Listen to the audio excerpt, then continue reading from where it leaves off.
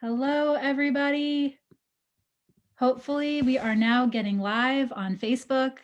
I'm Julie Flygar, and I am in Los Angeles, California.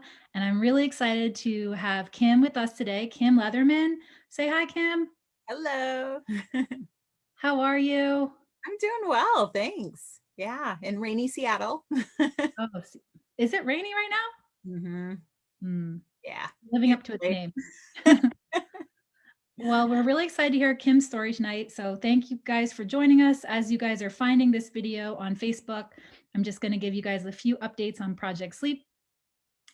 So this December, we had a really fantastic Giving Tuesday. So it feels like a while ago now. I think it was December 1st or the 2nd. But thank you guys to everyone who participated in Giving Tuesday. We had a great matching gift. So I'm proud to announce that we have raised over $8,000 on that one day. And we have a gift match up to $15,000.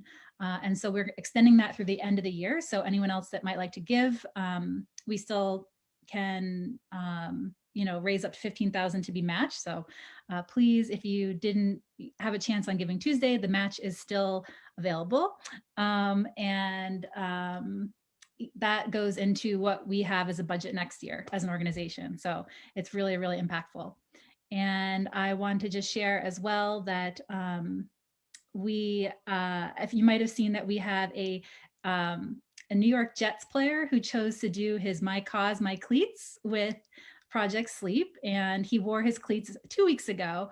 But I don't know if anyone keeps up with football. I am a New York Jets fan because of Josh and Josh Andrews and him participating in the My Cleats, My Cause with Project Sleep. And the Jets haven't been having the best season. But that all changed today. They had a huge upset of the Los Angeles Rams. And so go Jets, yay! They pulled out their first win of the season. And it was really cool to see Josh on the field today as part of that winning team. So thank you again to Josh and the Jets. And if you haven't checked out his cool Project Sleep cleats, they are the coolest. And they will eventually be up for auction. So you can bid on winning his Project Sleep cleats, which is pretty awesome. I don't think we have too many other huge updates.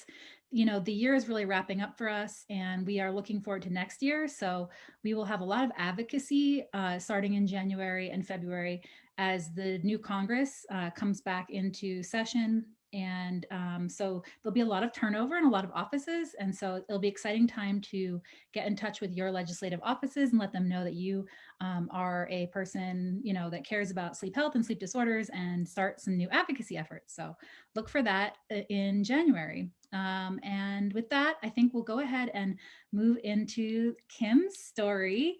I just want to remind everyone to please know that the comments on Facebook stay with the video. And so, you wouldn't want to share anything there that you wouldn't want to share publicly anywhere else. But please do comment, and we'd love to hear where people are watching from. So, definitely share, where you're tuning in from around the world.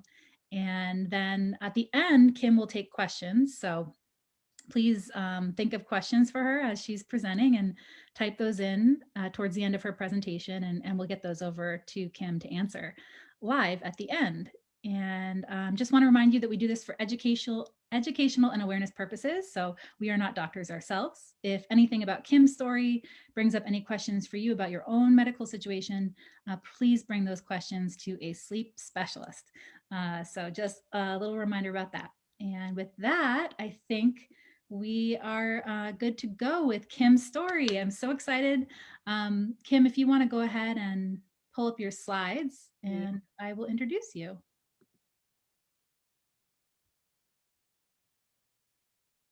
All right. So Kim Leatherman works with preschoolers with autism and is a health and wellness coach. She was diagnosed with narcolepsy in her early 40s, but has been experiencing symptoms since her late teens. She hopes to shed light on this invisible sleep disorder and the impacts of living with it. So please welcome and give a virtual round of applause for Kim Leatherman. Take it away, Kim. Thank you.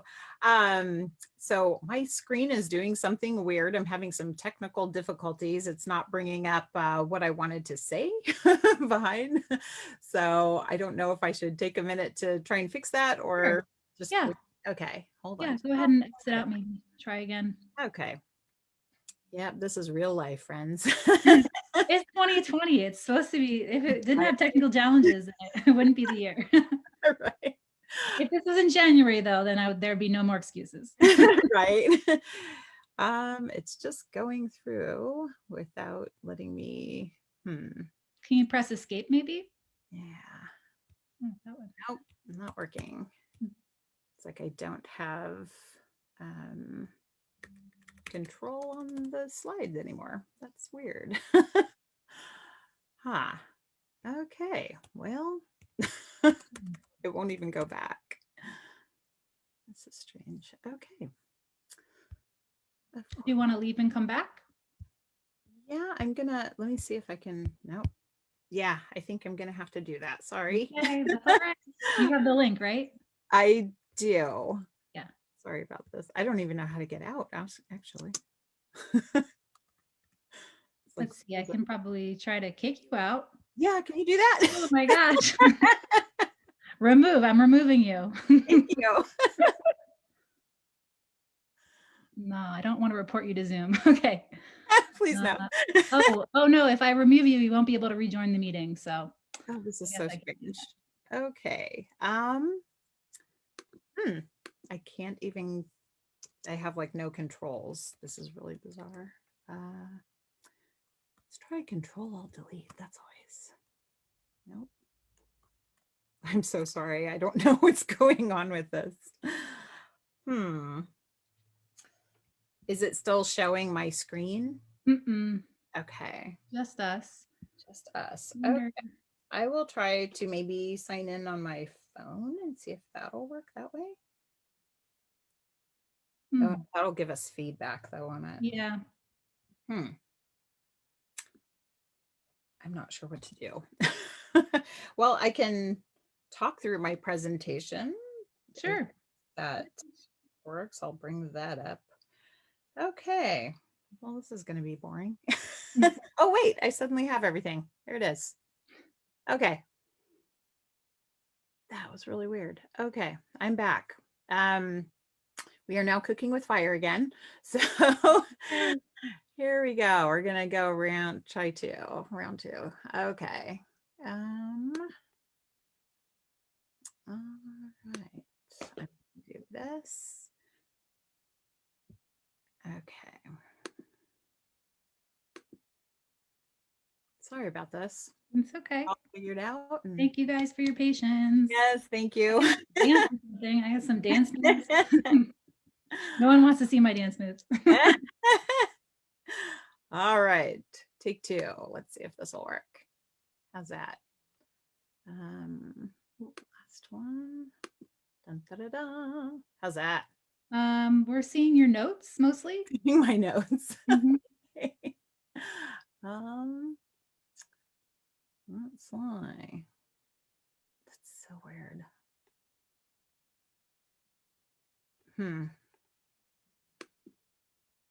Okay. Sorry. We did practice before. We did practice. It worked flawlessly. It's, now that we're live, I'm going to try and go back to the one that was having issues to see if, well, you know what? No, I'm going to do this. Okay. Goodness gracious. Okay, I'm going to get out of, well, that'll be the same issue though. Worth a try. Okay. Screen sharing stopped. Weird.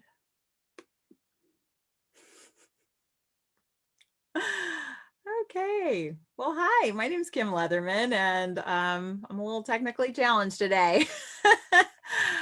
Let's see.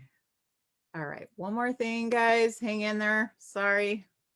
I'm going to close this out. Okay.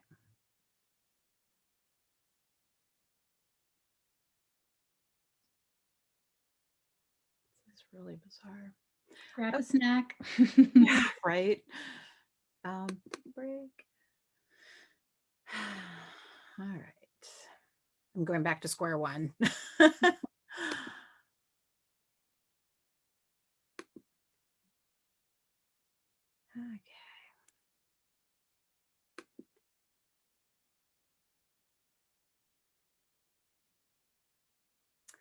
Okie doke. Gonna try one more time.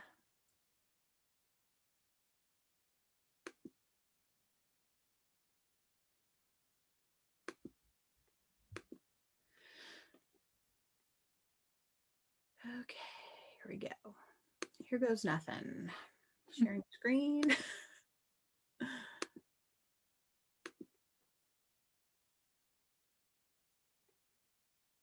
All right. Oh, went away again. Well, it looks right to me, but you probably can't see your notes. I can't see my notes, so I'm just gonna share Okay. because at least we have something. Sorry, everyone. Okay, my name's Kim Leatherman, coming to you from Seattle.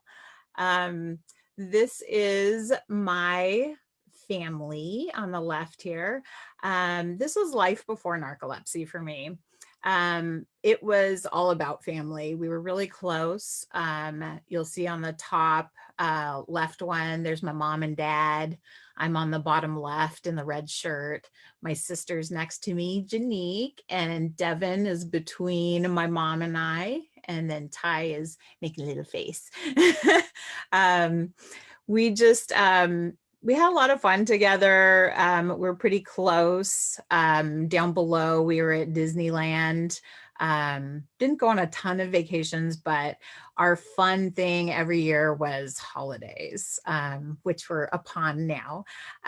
We had tons of fun. We would throw up Christmas and we would joke that we were vomiting Christmas all over the house because with 4 kids with Garland, we would just go crazy and really just had a good time celebrating and being together. It was all about being together.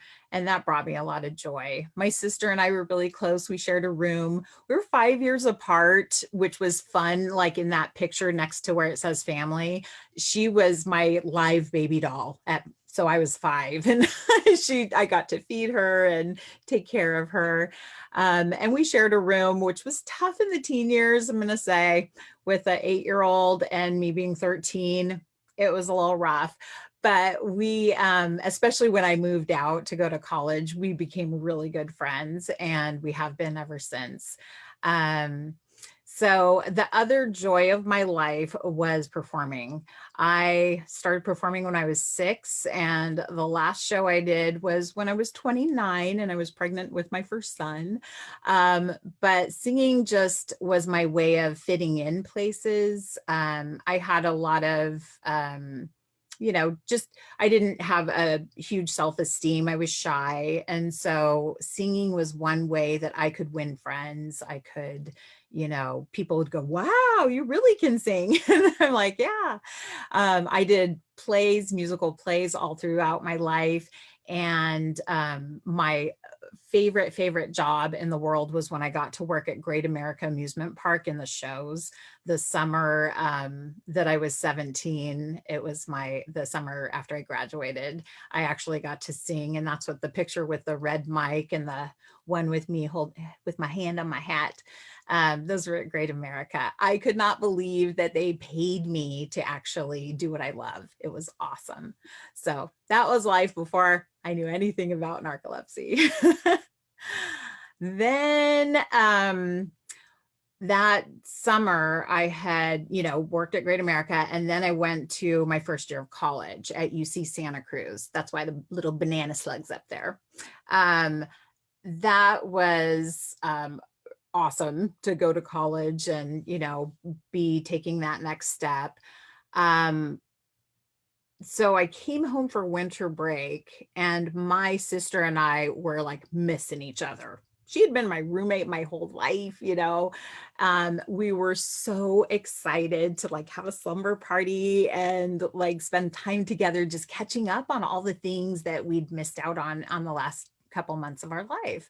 And so, we planned it all out. We were going to stay up all night, and we got snuggled down in, our beds with our jammies, and we're like, okay, let's go. And she goes, okay, so let me tell you about, and that's the last thing I remember hearing, because I just fell asleep.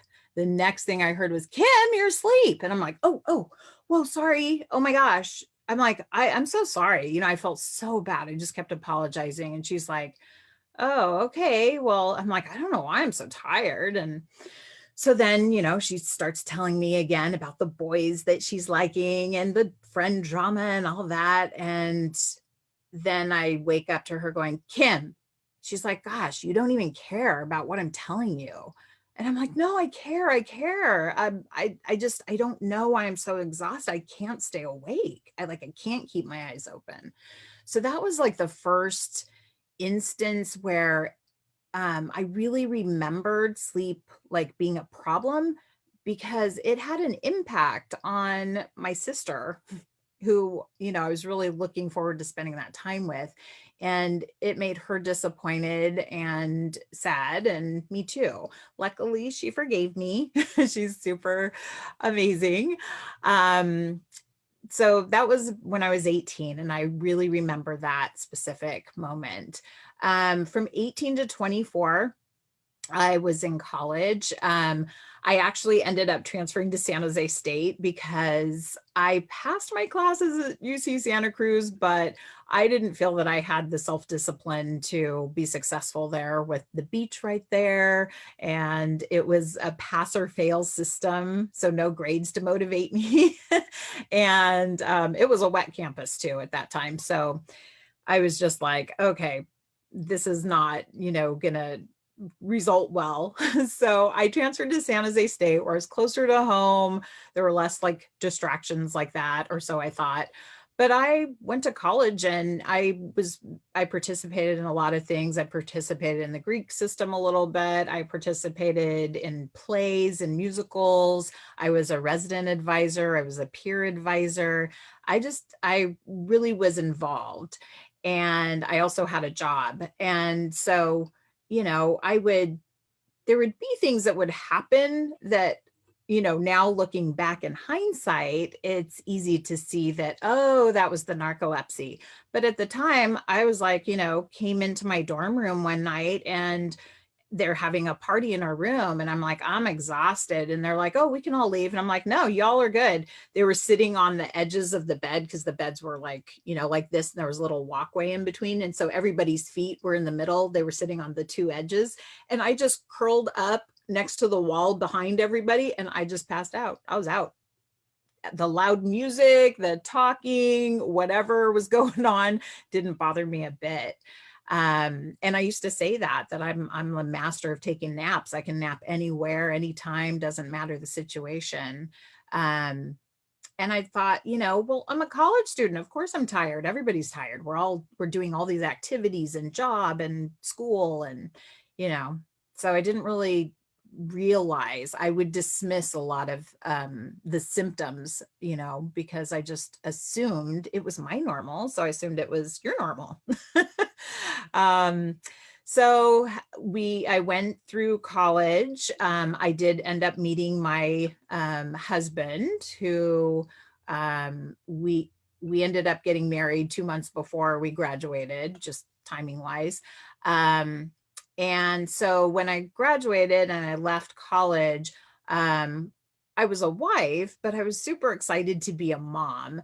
But we decided to hold off having kids for a while. So I got jobs, in the meantime and whatever. But I was super excited when I was 29, I had my first son. And then at 30, we bought a house that was like our forever home. So we thought. And then when I was 31, I had my second son.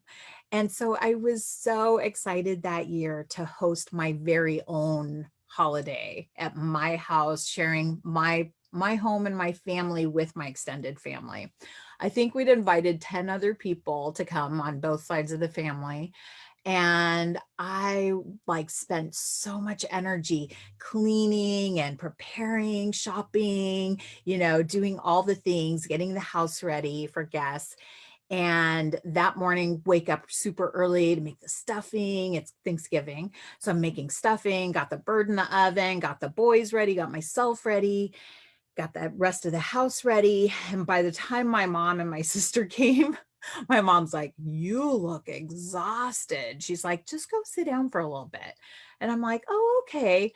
And I sat down, and the next thing I know, I'm waking up to the table all set, all the sides were made, um, everything was ready to go. The bird's out of the oven, waiting to be carved. And I was just like, oh my gosh, how long was I asleep? And my mom and sister had totally taken up the slack for me and totally prepared the meal. It was super kind and amazing because they didn't have any kind of judgment, any kind of anything. They didn't make me feel bad at all. They just, yeah, did what needed to be done so we could have a nice holiday meal. So I was so grateful. I've always been so grateful. And that's before they even knew that I had narcolepsy. They just thought I was just regular tired. Um, so then, fast forward to, I guess it was like a year later, we moved to Washington State because my husband at the time got a job in Washington State for Microsoft. And so we ended up moving. Um, and my boys were 1 and 3. They were really little. And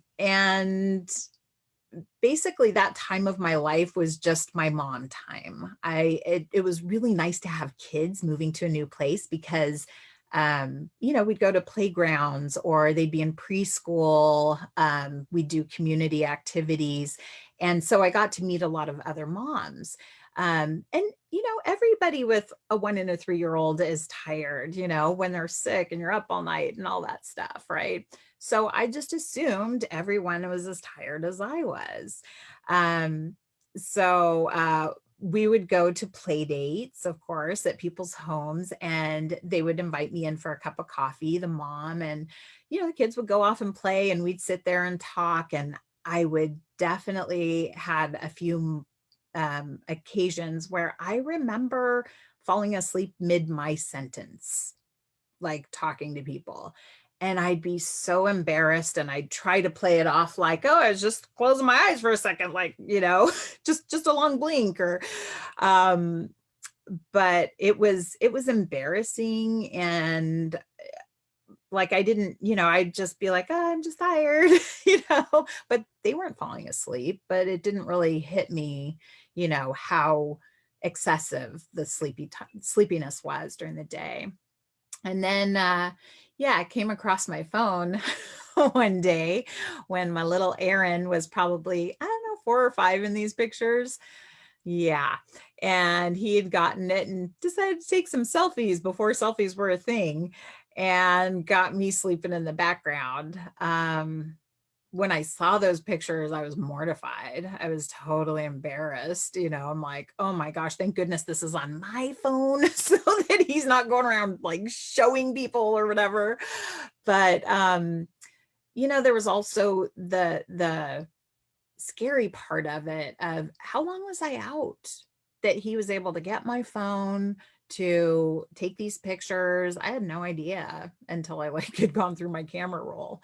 So luckily I had kids that were responsible and they really have always been. And they weren't doing crazy things or, experimenting with things. So luckily everybody made it. We were all safe, but it's a little scary to think about in hindsight. So that was till I was about 38 or so.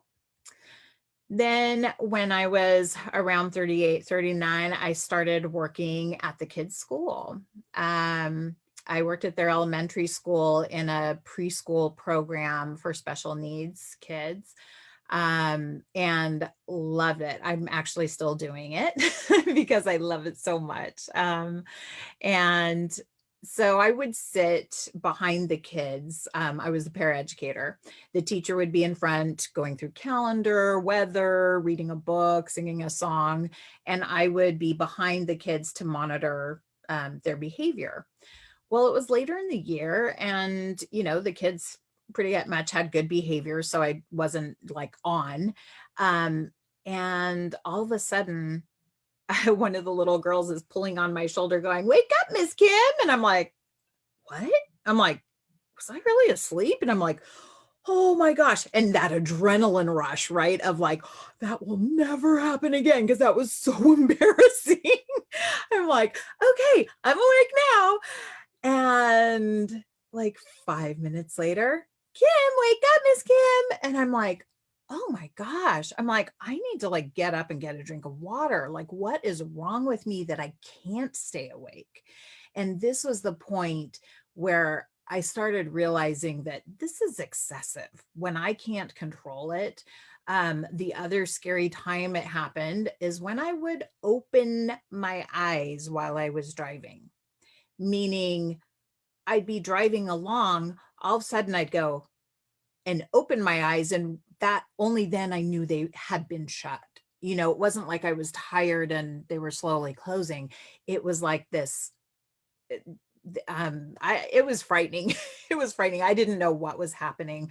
I would just like kind of go go away. Like I didn't even know how to describe it. Like my consciousness was just gone, but for a split second. It wasn't like I was weaving or anything.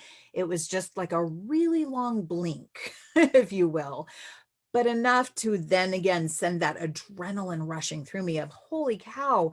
And then my babies are in the back of the car. These are my kids. This is dangerous. So the combination of these two things happening really had me go to the doctor and get diagnosed, because I'm like, I need to know what's going on. This is not normal tiredness or sleepiness. um so I went to the doctor and said, I'm having these issues with just not being able to stay awake. And they had me do a sleep test, and I was diagnosed with sleep apnea, like moderate sleep apnea. And I actually just looked at my medical history, and it did say hypersomnia, which is a big word for excessive daytime sleepiness. So I was like, oh, interesting. I didn't realize that was in my chart at that time. So yeah.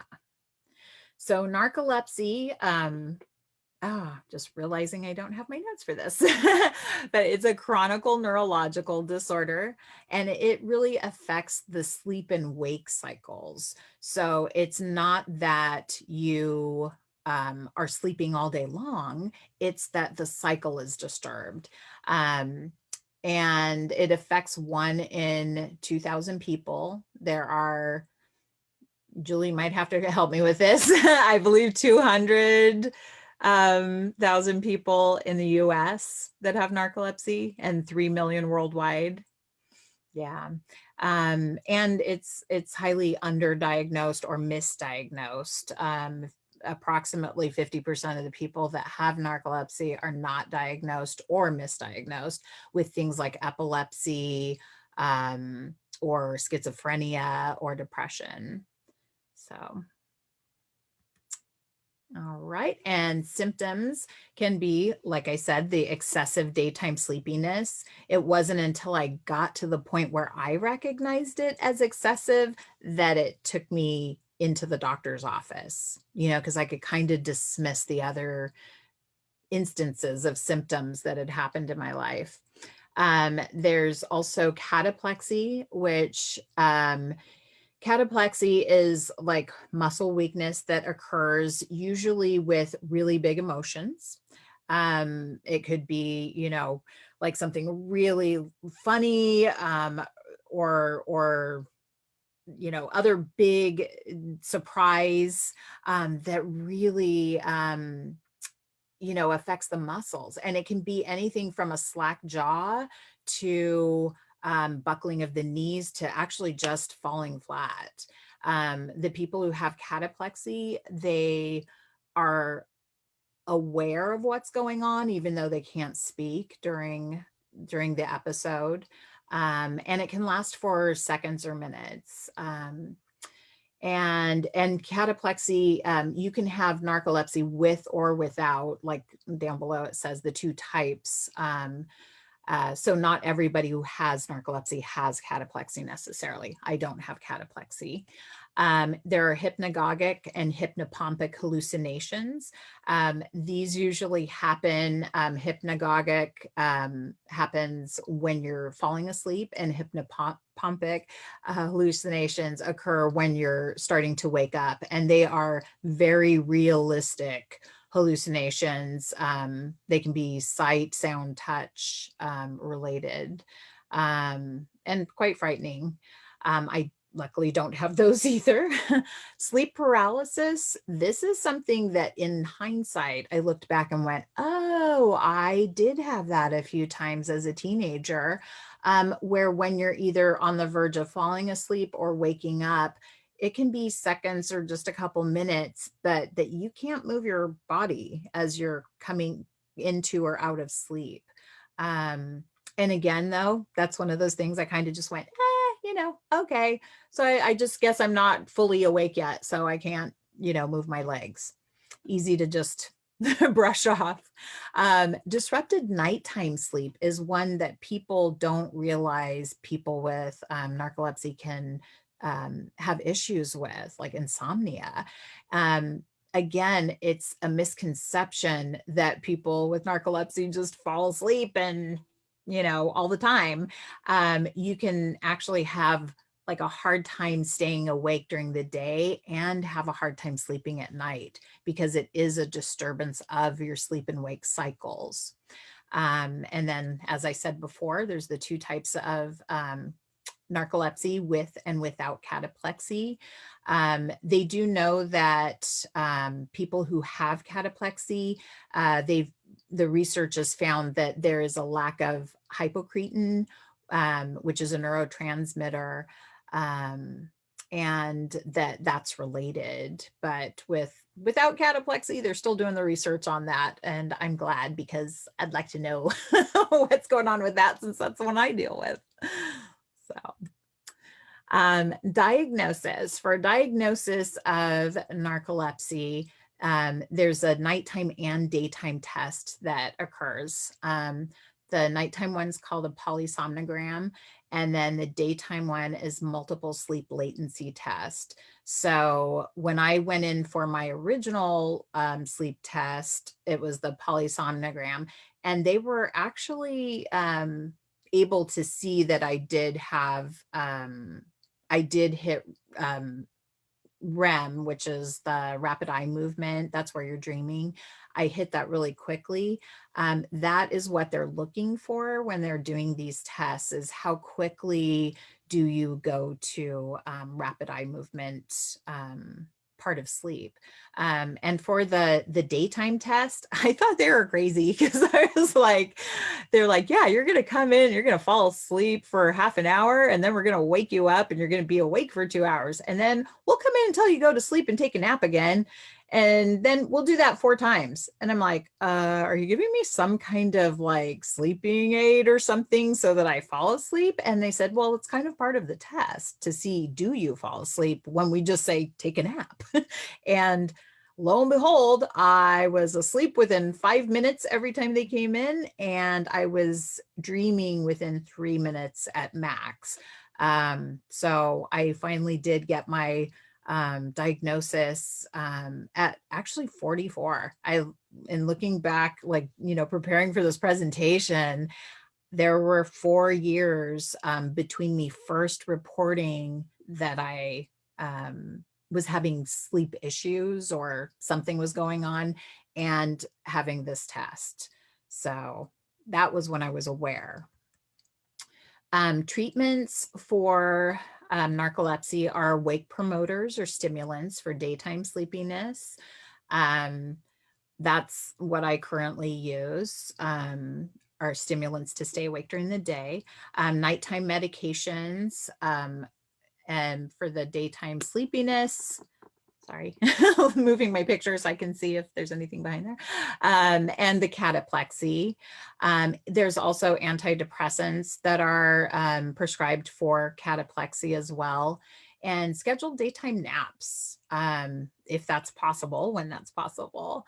That can be a big help. I actually was originally, given stimulants, and it wasn't quite doing the trick. And so I tried two specific narcolepsy medications. One I had a reaction to, and the other one wasn't effective. I was still falling asleep. And finally, we went back to my original stimulant and just bumped up the amount, and we found my magic, number. And I say magic number because every single person is different in how they're treated. Just like the symptoms can vary person to person. Same with the treatment. There isn't like one treatment like, oh, you have narcolepsy, take this, you're good. It's just, it varies a lot. So it's frustrating as a person with narcolepsy to have to go through all the, trying something and seeing if it works, and, oh, it didn't work. Cause then all that time that doesn't work, you're still having issues, you're still not fully present at work or with your family or whatever. So, yeah. So my life with narcolepsy, I put gratitude because that really sums up for me my journey and how I live with narcolepsy. I have got a fabulous fiance, Donnie. We met about 10 years ago after I got divorced, and he's my rock. He is also one of those who, without even realizing, because he's been with me through this whole process of discovery and figuring it out and getting diagnosed. So he just, does what needs to be done. If I come home and I'm just out, he will, be right there to cook dinner, which he often does. And he's a great cook. Lucky me. He's a sweetheart. He's thoughtful and kind. He never makes me feel bad about it. And it's hard on him because, especially when we were first together and, we weren't really understanding that this was about narcolepsy, we'd go to work all day, I'd come home and I'd crash, especially through, like I was telling you, the different medications and, all of that trial and error. And so he'd be pretty lonely. He's like, yes, I have a girlfriend and a fiance now, but, like, I don't see her much. She's at work and then she's asleep. So I really am super grateful for him with hanging in there through all of it. He's a rock star and he's wonderful, and I'm so lucky. Down below to the left are my boys, Alex and Aaron. Those little boys in the picture grew up really quick. They are now both in college and they're amazing human beings. I always tell them I would choose them if I could. We all share a love of music. And this was, I think, I don't know if it was last Christmas or the Christmas before, but we go to Fifth Avenue Theater and see musicals when I can drag them there. But we all have fun. Yeah. And they're amazing. And I'm just really grateful to have them in my life. My parents are the bottom other picture. I love my parents so much. You guys, like, they're the ultimate. They're super supportive. Like I said, they supported me before they knew I had narcolepsy. And then it's so funny because with my family, once I said I had a diagnosis, I'm like, I have narcolepsy. They're like, oh, that explains it. Like, it was no big deal, right? And it's funny because by being on social media, support groups and things, like, my gratitude for the way my family has supported me, I can't even tell you. hearing the horror stories of people who aren't supported. Oof. Um, but it's nice to be part of those groups to let people know they're not alone, and that there are other people out there that really get what they're going through. They're not lazy, they're not unmotivated, you know. And my family has always like been that support for me. And of course, up top is my twin that was born 5 years late. um, she's my other rock. We just were really closely connected through, phone and video chats and things like that. And she's got an awesome husband too that we chit chat, the four of us, with Donnie and me. We all get along really good. I just wish we all lived closer. My family's spread out, so they're all in California and I'm in Washington, but they're fabulous. And yeah, that family support, I can't even tell you how important it is. Yeah, so on we go. Um, so because of being able to manage with medication, with support, with a healthy lifestyle, I found a great program that helped me get healthy and lose 80 pounds. And really, all of the combination, it's increased my energy. So I've been able to really manage living this really amazing life that wasn't possible without being diagnosed and being treated. Because before I was just surviving. And when you're just surviving, that takes all of your energy. That takes everything. And so there's nothing left. There wasn't even anything left for poor Donnie at the end of the day, as far as even a conversation. So being able to manage with medication and being able to have more energy throughout the day, I get to now contribute to others. And I that's what lights up my soul. I love contributing and empowering other people, and I've had opportunities for leadership because I'm able to function. So like I said, I work with my preschoolers with autism. Contributing to them, celebrating their successes fills me up. Sharing this gift of health and wellness with other people, with adults, and, especially people that might have narcolepsy, like showing them you can have some more energy. I've gotten opportunities my, through my work to be a crisis prevention intervention instructor, teaching teachers how to deal with big behaviors. I got appointed to the executive board of our teachers union, and was chosen to be a public speaker for narcolepsy awareness, even without notes. um, and one of my really proud moments is being asked to be a board member for Autism Compassion Africa. This is a couple of gals that you see in the picture there with me, Colleen and Whitney, who are good friends, who came up to me with this idea of, oh, we have this nonprofit we just established on paper. It's just an on paper thing. And it spoke to my heart because it's kids with autism.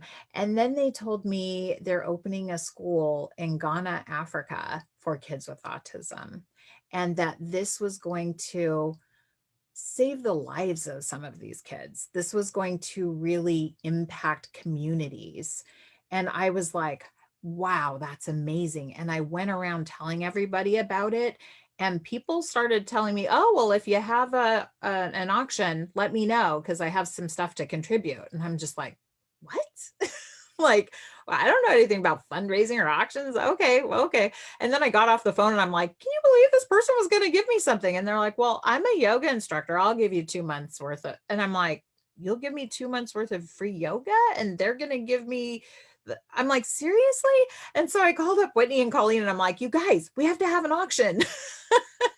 And that was the first of many. But I got to help out at that ground level and, procure things and help them put together their very first auction so that they actually could establish the school. And they have, and it's successful. They've even brought some autism education here. So it's expanding and it's this wonderful thing. And I got to be a contribution and help out because I had the energy to, you know, wouldn't have been possible.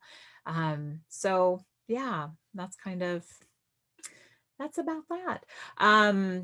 And as far as this was actually a really happy moment for me when I got to meet Julie in person. Gosh, was it a couple years ago now? I think it might have been. But yeah, there's a average of 8 to 15 years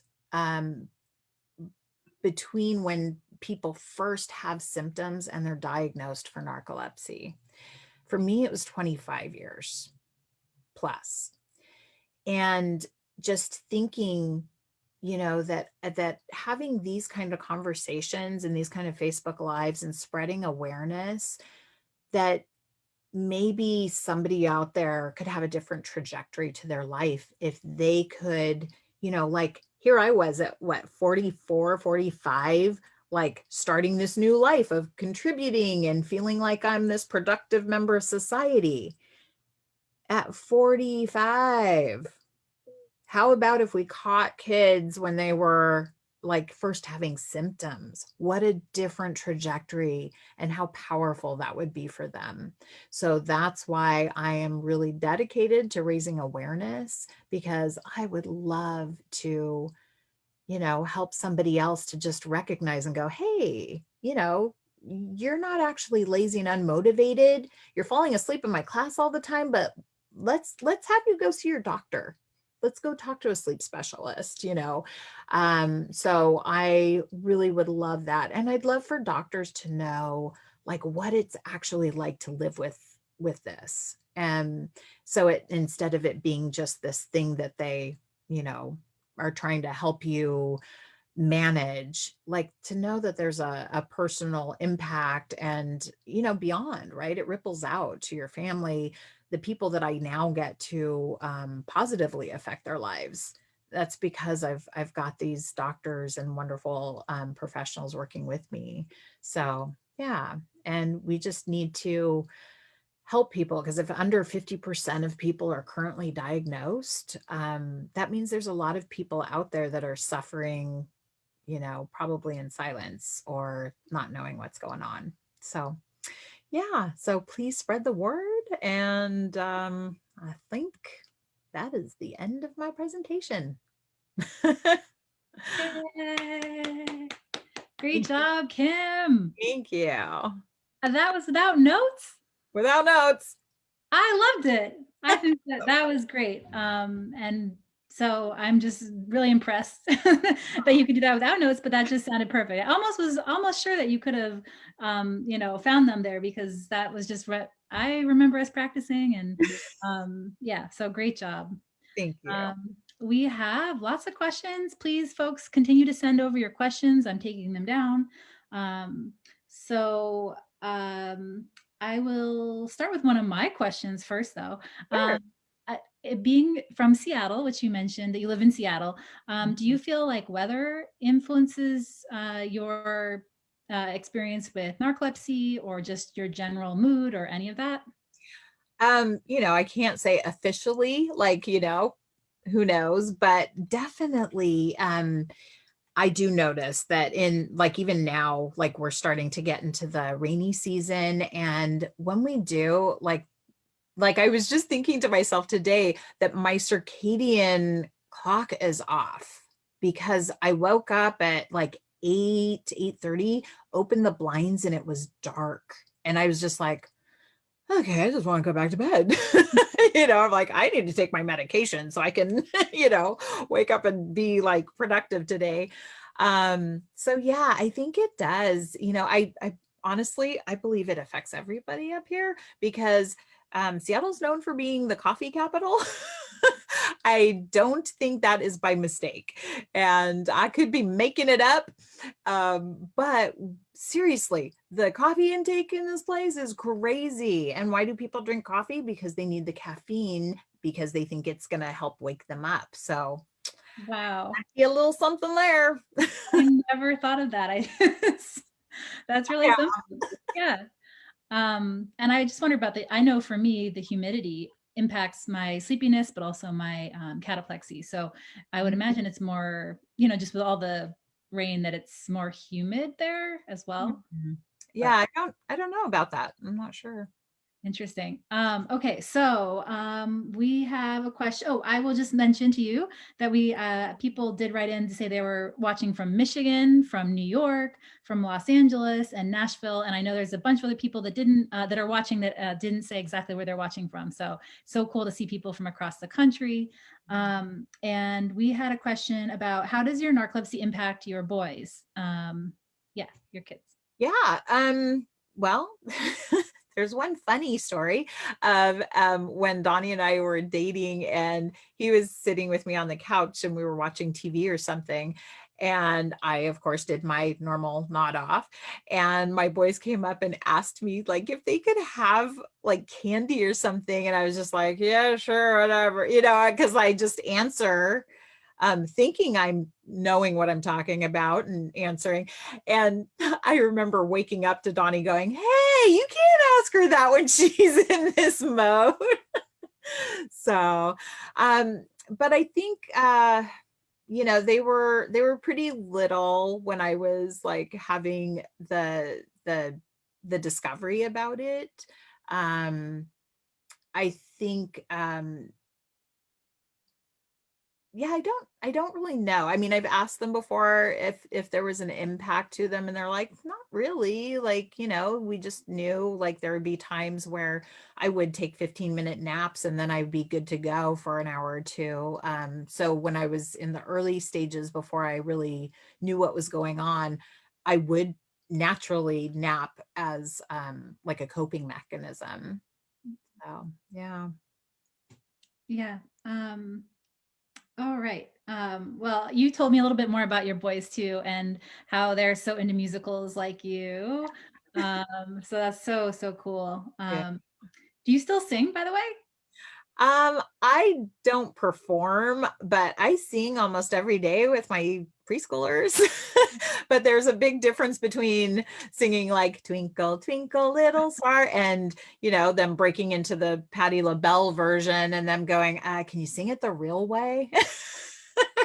I'm like, this voice has won awards, but they don't care. They just want to hear it the way that, they always hear it. Yeah. Oh, that's so cool though. Such an amazing talent. Okay, so we had a question about medications. Someone, I think you might have mentioned it, but which medications do you use, and do you experience any anxiety with those medications? Yeah, I'm super fortunate. The one that actually ended up working for me at a higher dose was Ritalin. I've not tried Adderall. I did try Provigil and Nuvigil, and I don't remember which one was which, but one of them caused this like pinprick feeling, like Christmas lights is how I describe it. It was just random pinprick feelings, and I was like, they did a neurological test to see if there was something going on. They're like, we can't really, see anything wrong neurologically. And they said it could be a side effect. So I stopped taking the medication. Boom, it was gone. But then the other one that I took with the Provigil, Nuvigil, whichever one it was, wasn't effective. Like I was still just as tired as if I hadn't taken it. So that's when I then went back on Ritalin and took the higher dose. And no anxiety for me. One thing I did discover recently, which is really important, I think, is so I take 2 pills because that's what my doctor said that was the highest dose that it came in. So I needed to take 2. Well, I have a new sleep doctor and I called the office and the guy goes, why are you taking 2 pills? Do you take them at different times? I said, no, I take them both in the morning. He goes, well, you could just take 1 pill. I'm like, oh, okay. Because the actual like medications called methylphenidate. And so he goes, methylphenidate comes in 72 milligrams. You can do that. And I'm like, oh, okay. Well, I had super high blood pressure. I had an ER visit that had strokes and symptoms, and all these like weird things going on. And when they gave me my what do you call it, my paperwork, when they let me leave, it said the name brand of the one pill. And I was like, what is this? I'm not on this. And then I realized it said in parentheses methylphenidate. And I'm like, So long story short, we went through and found out it was just the different brand that caused that. So like my suggestion is, if you're a person that like medication doesn't work for me, different brands have different effects. So that one did not work for me. It caused hypertension like really bad. But then I went right back on my Concerta that I'd taken before with the 2 pills. Fine, no problems. So really interesting, that whole trying to find your magic combination.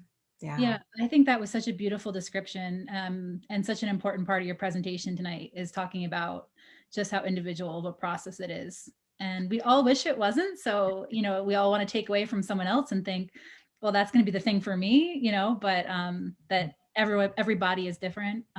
So you never can quite know until you try, I guess. So Exactly. that was the lesson you probably didn't want to learn, but thank you for sharing. So hopefully it can help someone else. Right. Exactly. So we have a great question here about your career.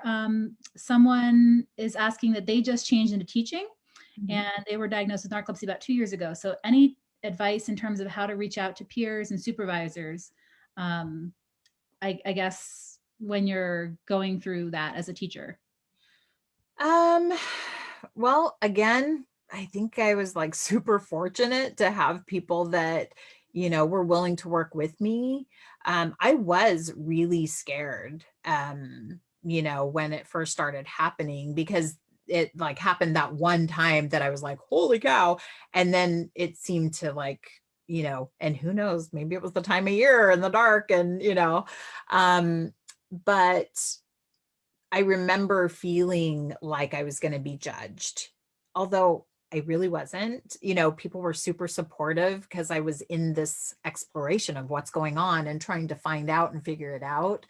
Um, but I would just say, I don't know.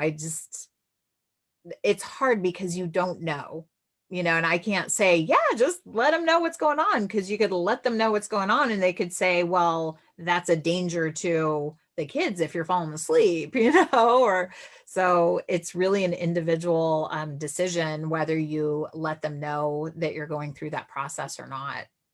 Yeah. I like to think sometimes that people think narcolepsy is either so big that like you won't be capable of anything. They're like, oh my God, you're gonna be falling asleep. You won't be able to capable of like doing anything. Or people think it's so minor that it won't affect you at all. That it's like, oh, you just fall asleep sometimes. Who cares?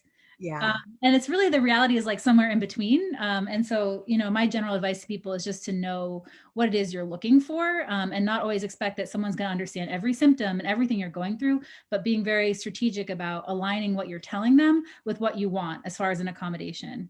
So if you're looking for something very specific that will help you, like align your story with that. But Yeah. we can have a longer discussion about that another day. But I love what you said, Kim, about, you never really quite know how someone's going to react, which is so true. So Yeah. Yeah. we have your mom, I think, is Linda. Yeah. I know. Yay. Hi, mom and dad. They say they're watching from California and they're happy that Kim found out what was going on. Hooray for Donnie. Yay, Donnie. Um, and we are so proud of Kim. She has a great family and we love them so much. So thank you, Linda, for being a great mom. Yeah. And And here's Dad, and Johnny. dad. You guys are great. And thanks for tuning in. That just warms my heart so much. Supportive family. Yeah. We had a question from Matt in Nashville, wanted to know about, he's really glad to hear that you're in a supportive relationship. So what quality is most important to you? So I don't know if that's like quality, like what you might look for someone in a relationship possibly, or what's Um, most What about him besides his good cooking? I mean, I think Well, he's good looking. He's not. You know what's really funny is I met him and he was this workout aholic, right? And so I was like, oh, he's totally fit. Let's get some of that over here because this girl needs to, like, get into shape. And it didn't happen that way. We both were foodies, and I think I was a bad influence on him instead of him being the good influence on me. But luckily, together we have, gone down this path of health and wellness, and we both coach now and help other people. But really, like, I think the biggest quality is just like for Donnie, anyways, is that he is a good human being. He's the kind of honest person that is going to do the right thing no matter who's watching or if nobody's watching. He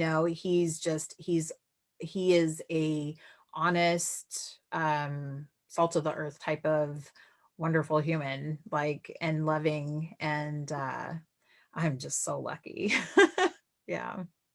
well, you seem like an amazing person too. So I always feel like sometimes it feels like it's one-sided when we talk about this, but I'd like to hear what Donnie thinks about you too, because I Ah, bet don't tempt him. He'll be running in the bedroom going, oh, let me tell you.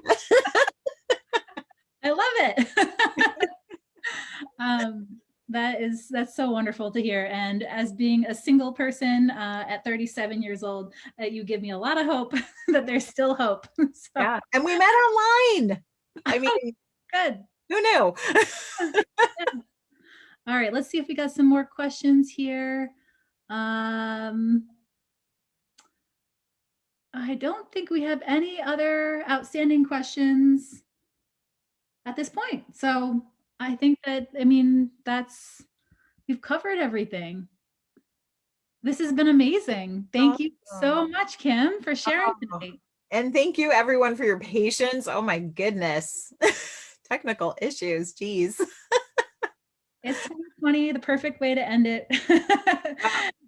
And we just can't thank you enough, Kim, for sharing tonight. I know it's the holidays, a really busy time, and as a teacher especially. So thank you for all that you're doing and for being part of this community and for sharing. I know it was really impactful, and that this video will reach a lot of people that need to hear your messages. Thank you. So thank you, Kim. And thanks to everyone for tuning in. Please stay safe and healthy and well rested. I hope everyone can take a little time around the holidays to rest. I'm going to. I think I'm going to take a few days off. So, wow. Yeah, we're really excited. I'm going to try. um, so, we will see you again in January. We'll continue the series then. And yeah, have a good night, everyone. Have a good week and we'll see you in the new year. All right. Bye for now. Bye, Kim. Bye, everybody.